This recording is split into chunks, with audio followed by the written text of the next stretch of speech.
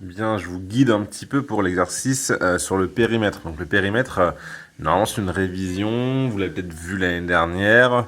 Si vous ne vous en souvenez pas, c'est pas très grave, on va redécouvrir ça ensemble. Simplement, relisez bien la définition de ce que j'ai écrit dans le fichier que je vous ai envoyé. Donc le périmètre, bon, je vous lis là, c'est le périmètre d'une figure, c'est la mesure de la longueur des contours de la figure. Autrement dit, avec des mots plus simples, c'est la longueur totale du contour en fait. Donc, vous allez comprendre en faisant l'exercice. Je lis avec vous, peut-être que vous êtes déjà lancé, vous n'avez pas eu besoin de cette aide.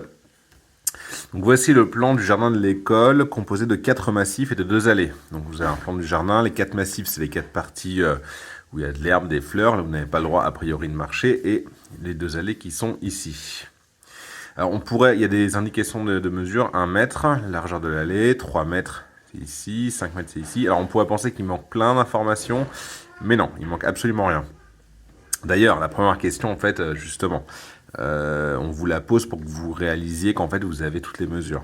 De quelle forme géométrique sont les massifs? Alors il y en a 4, il y a 2 réponses différentes, puisqu'il me semble bien que celui-ci c'est la même chose, celui-ci c'est la même chose.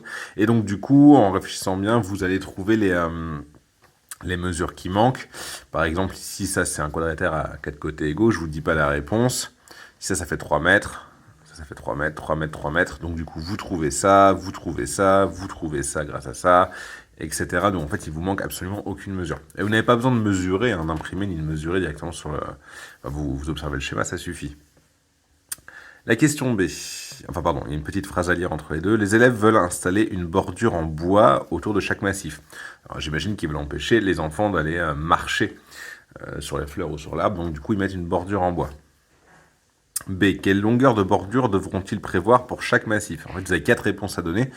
Vous pouvez dire A, B, C, D par exemple. Donc, il faut une longueur de bordure pour faire tout le tour, en fait, ici. Donc, il faut calculer le périmètre de ce quadrilatère.